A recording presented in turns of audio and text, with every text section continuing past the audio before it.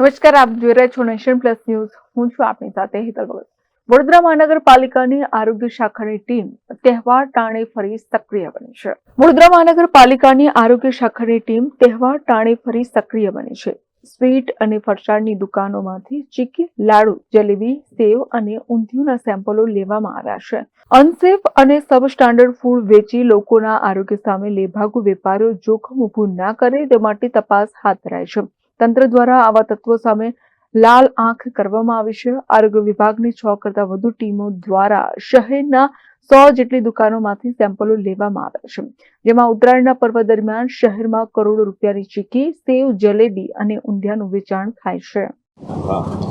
આ ઉત્તરાયણનો તહેવાર જે અત્યારે નિમિત્તે વડોદરા શહેરના જેટલા પણ વિસ્તાર છે તેમાં ઊંધિયું, જલેબી, સેવ અને ચીક્કીના ખાસ નમૂના લેવામાં આવી રહ્યા છે.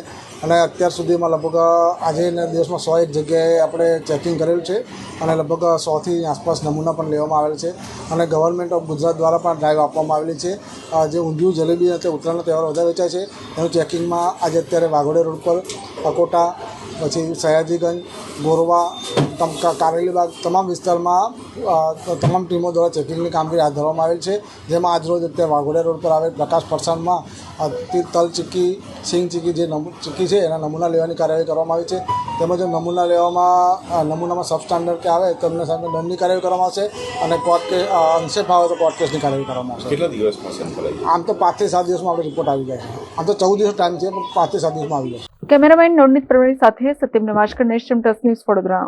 સમાચારોના સતત અપડેટ મેળવવા માટે અમારી નેશન પ્લસ ન્યૂઝની યુટ્યુબ ચેનલને સબસ્ક્રાઇબ કરો, બેલ આઇકન દબાવો અને જોડાયેલા રહો ફેસબુક, ઇન્સ્ટાગ્રામ અને ટ્વિટર પર.